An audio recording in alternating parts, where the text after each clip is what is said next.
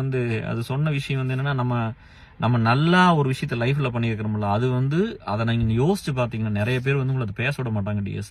நம்மளை மட்டம் தட்ட, நம்மளை சப்ரஸ் பண்ண நிறைய பேர் வந்து என்ன பண்ணுவாங்கன்னா, நம்ம ரெடியா இருக்க விடவே மாட்டாங்க. மென்டலா நீங்க ரெடியா இருக்க விடவே மாட்டாங்க.